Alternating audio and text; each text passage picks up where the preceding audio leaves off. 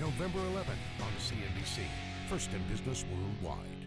My eureka was hearing that we have more than 100 years worth of natural gas right here in the States.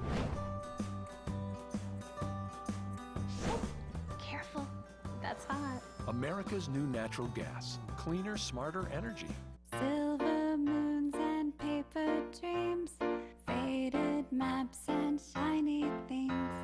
You're my favorite one-man show, a million different ways to go. Will you fly me away? Take me away with you, my love. National Car Rental knows I'm picky. So at National, I go right past the counter. And you get to choose any car in the aisle. Choose any car! You cannot be serious! Seriously, you choose. Okay. Go National. Go like a pro. I was tired of cleaning my house, so I hired Linda from. She showed up on time and got right to work polishing cabinets, dusting blinds, and scrubbing baseboards. Unfortunately, the song she kept whistling was still stuck in my head the next day. But if Linda keeps cleaning like this, I could learn to love that tune.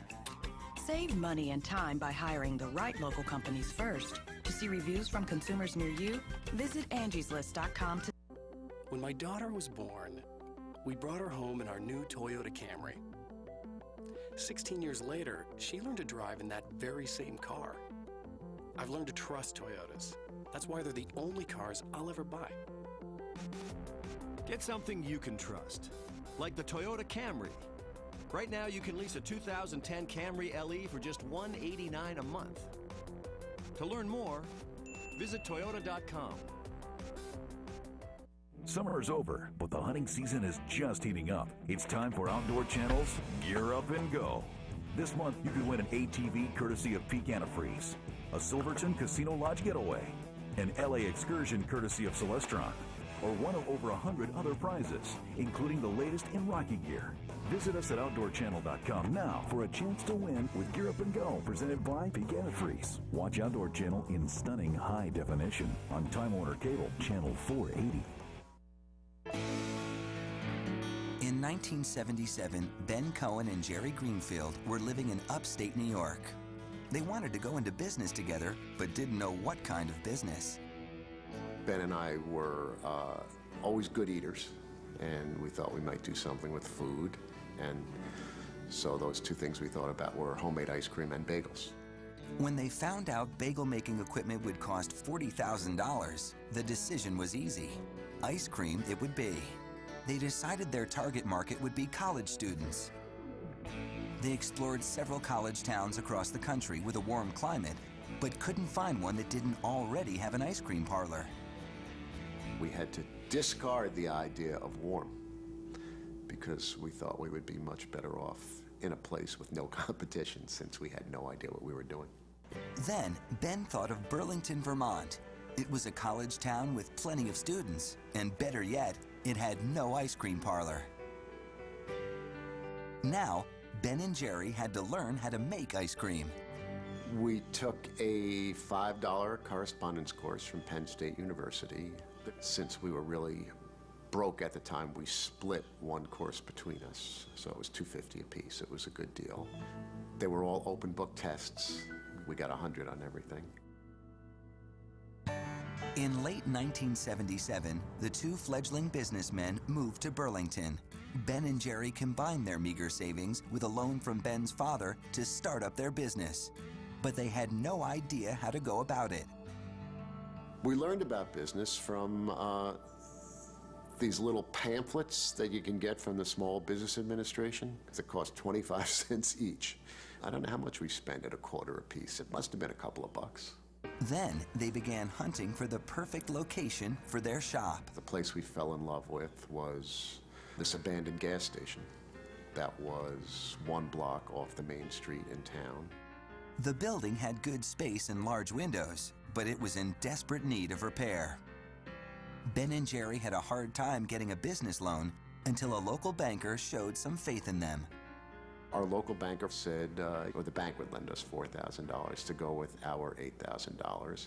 His office was right down the street, and he could see our gas station, and he figured he could probably keep an eye on us and get as much ice cream as he wanted. Ben and Jerry had to stretch every dollar. They asked their friends for help in renovating the old gas station, promising them free ice cream for life. There would be no Ben & Jerry's without these people. And the place was handmade. We used green rough-cut lumber, which was the only thing we could afford, so we gave the store a very rustic look. We built tables ourselves. We built the counters ourselves. The work was exhausting, but the results were thrilling. Then, in early 1978, Jerry's old girlfriend Elizabeth sent him a letter saying she was having second thoughts about their breakup. Within a few months of moving to Virginia, I was thinking I'd like to be back with Jerry. You know, sometimes that's how it works. When the opportunity to get back together with Elizabeth came about, I jumped at it, and she moved to Vermont. When Ben and Jerry weren't working on their shop, they were busy perfecting their ice cream. I would make these different recipes, and Ben would say, boy, it's really good, but I can't tell what flavor it is. Can you put more flavoring in? And I was putting in amounts of flavoring that were 2, 3, 4 times the recommended amounts. All because, as Jerry found out, Ben had sinus trouble. Ben has had a problem with smelling since he was a kid, and when you can't smell, you can't really taste. And so Ben was having me make ice cream flavors that even he could taste. And it turns out that's what most other people like too. After 5 months of hard work, Ben and Jerry's homemade ice cream shop opened for business on May 5th, 1978. There were 12 flavors on the menu. Within a few hours, long lines of customers trailed out the door. Some days, they were too successful and would run out of ice cream. They would put up what came to be known as the International No Ice Cream sign. You know, a picture of an ice cream cone with a circle and a red slash through it. But as the warm days of summer came to an end, the young entrepreneurs needed other ways to bring in customers. We had a fall down festival. We had a stilt walking contest, an apple peeling contest, a frog jumping contest. A class Jerry took in college, carnival technique, came in handy. One event featured Ben as Habini Ben Kohini, the noted mystic. Ben comes out with a turban, and he's carried out by his devoted followers. And Ben Habini would go into this trance and would be laid across 2 chairs. The cinder block would be placed upon his ever-rounding bare belly, and I would lift the sledgehammer high above my head and bring it crashing down, demolishing the block, and it was amazing. The fun promotions and good ice cream not only drew in the customers, but generated something far more valuable: loyalty from the community. It began to get people to these 2 guys and to the business itself. It was very genuine and very real. Still, Ben and Jerry doubted that their little ice cream shop would stay in business after a long, hard Vermont winter.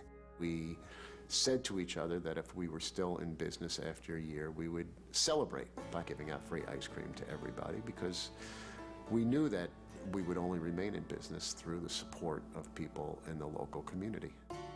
Ben and Jerry's homemade ice cream shop did last a year, and they made good on their promise with free Cone Day, a tradition that would continue throughout the years. I liked the idea of ice cream for the people. You know, we went through the 60s, power for the people. Well, this was going to be ice cream for the people. And business for the people. Ben and Jerry were committed to only using Vermont milk for their ice cream. It became an important part of their public image.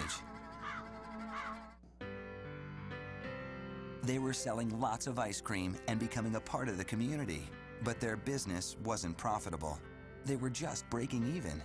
For the next several years, they struggled to stay afloat.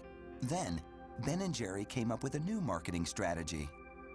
We started selling ice cream to some local restaurants, and then we started packaging ice cream into pint containers to sell to some mom-and-pop grocery stores around Vermont. But they needed to expand their production capacity. They converted an old spool and bobbin mill